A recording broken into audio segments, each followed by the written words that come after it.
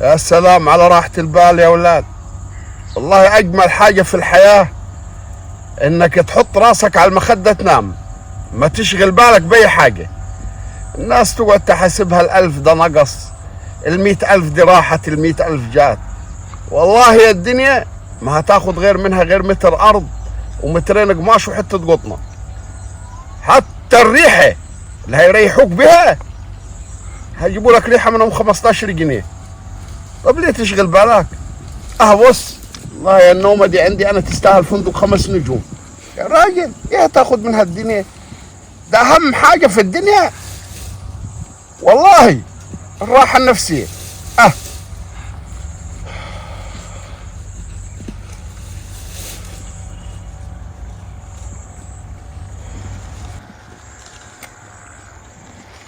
سلام،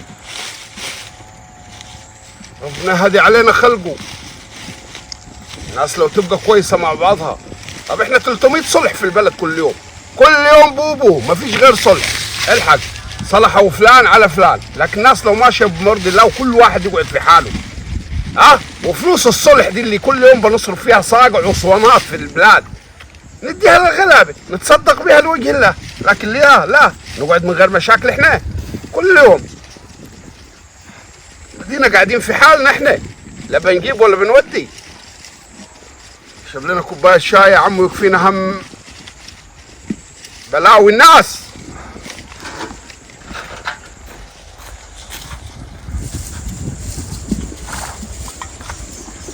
بس الشاي اللي يتشرب.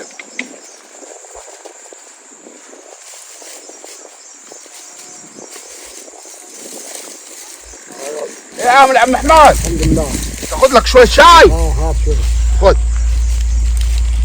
بس خطيرة دي، خطيرة مصابيح. خطيرة مني.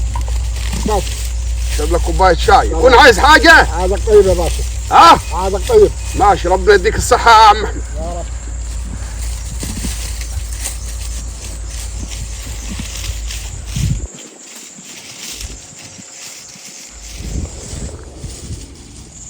ويا دوي؟ مين؟ انا عبد الناصر. تعال يا حاج عبد الناصر. ما شاء الله ما شاء الله. مال التنكة كده بتغلي على النار يا اخوي. انا تنكتي على طول بتغلي، الناس بتشتغل من هنا من هنا، ما هي مش بتهون غير على الغلبان يا عم عبد الناصر. عارف التنكة دي؟ ايوه. العصرية كلها شغالة، لسه عم احمد شارب وهاجي عم ابراهيم يشرب. يا راجل هو الواحد ماخذ منها يحوش عليها؟ اللي حوش عمليها. ايوه حقه ما شاء الله يا اخوي. ويا عم انت ايه؟ الحمد لله. بقول لك معي نص فدان، عايزك تعلق المحرات وتحرتهولي. فين ده؟ هو في باطن السكه هنا. عارفها انت النمره دي جنب الحج عبد العظيم؟ يا ابوي ما عارفها نمرتك، مش النص الفدان اللي بتسوقه بر؟ ايوه يا ابوي. طيب حرت كتير انت جنبيه هناك يا ضوي. حرتهولك نص الفدان ب 350 جنيه يا عم عبد الناصر. دي يا ابوي اللي حصل في الدنيا. ايه الحسن؟ انت مش شايف يا عم عبد الناصر المعيشه بقت ازاي؟ ده كل 10 بيشموا في بصله. لكن 350 350 امال ايه؟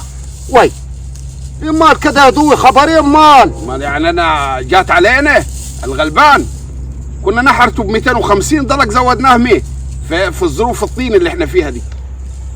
ثاني حاجه باخذوا فلوسي كاش لانه الاراضي عليها مشاكل يا عم عبد الناصر، والناس بتاجي تتشاكل وبياخذوا المحرات بتاعي انا، يسيبوا صاحب الارض ويمسكوا الحرات. تديني يا ابوي قرشيني كاش عشان بعد كده لو جات شكله اجري وكذا الحكومه بتجيب لي المحرات والبقر بعد كده. طب وانا بتاع مشاكل يا ضوي؟ انا وش مشاكل يعني؟ حوديك تحرت في ارض مش ارضي. انا ابوي انا اهم حاجه ما حدش يجيني يعترضني انا وبحرت، عشان انا بيسيبوا صاحب الارض ويمسكوا فيا يا عم عبد الناصر.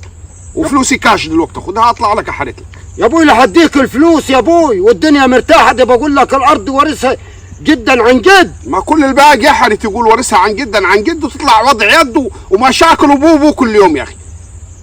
يا اخي الناس يا اخي الواحد سبحته 3 متر النهارده وياكل في الحد بتاع جاره لما يخلوه له زي الابره. دي بلاوي يا اخي علينا احنا الناس يا اخي. ده الناس الاجانب يا اخي ما فيش حد عامل حد بين ارضه وما بين، واحنا الواحد سبحته 3 متر تلقاه بياكل في حد بتاع جاره كل ياكل ايه هيعمل لك الشبر انت؟ كل يوم صراخ يا اخي وبوبو وناس بتموت. الناس مش واحد يا ضوي، مش واحد الناس، يعني هي كلها وحشه، ما في صبي كتير. خلاص روحوا هاجي حرت لك. خلاص اشرب كوبايه الشاي وشد. طيب شد على طول جدع، الله يبارك فيك، عشان نلحق مبوخن الميه جايه. طب روح يا ابو. يلا شد حيلك يا ضوي، والحج اكلمك انا حجيك. لا ماشي. والله وشك باين عليه كتيل انت. انا بعرف الواحد اول ما يجي يتفق معاي انه وش خراب، والراجل ده وشك عليه كتيل باين. ما نشوف يعني، هنشد لك يا ابوي ونشوف في اخرتك يا معلم. ابوس الشفة ممنوع، ابوس خدودك عادي، لما تقرب مني اهدى وخليك عادي. يلا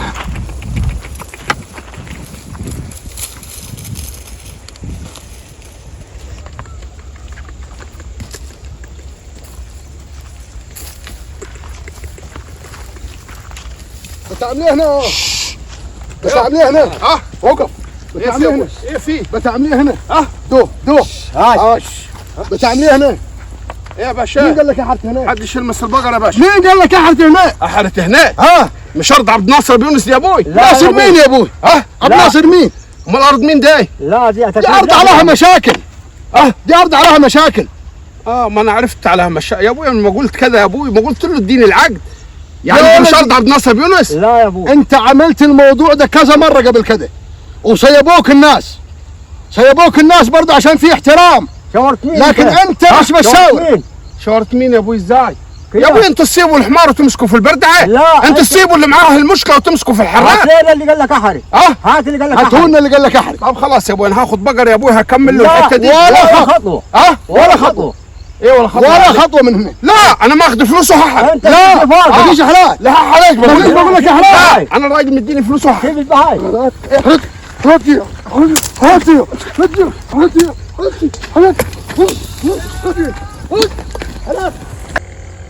يا عبد الناصر، يا عبد الناصر هي في ضوي يا ابوي انا مش قلت لك الارض دي عليها مشاكل؟ قلت لي لا. مشاكل؟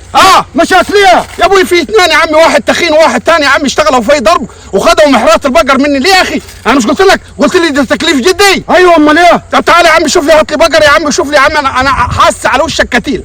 تعالى هات لي بقري كده. هجيبه لك يا واد يا محمود. ايوه خد يا تعال هات العصايه. تعال الحقني يا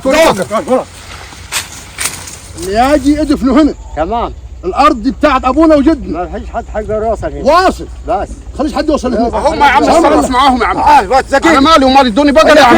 هي فيها عبد الله، هي فيه. هي عرضك مين انت. تعال الارض. مين قال لك انت وقف المحرات؟ ده انا واقف المحرات ونص. وليه يا هنا عرض؟ لك هنا انت. هي لي دقيقه ما تكلمش الوقت.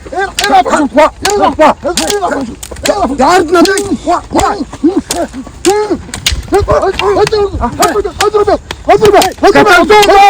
قتلتوه.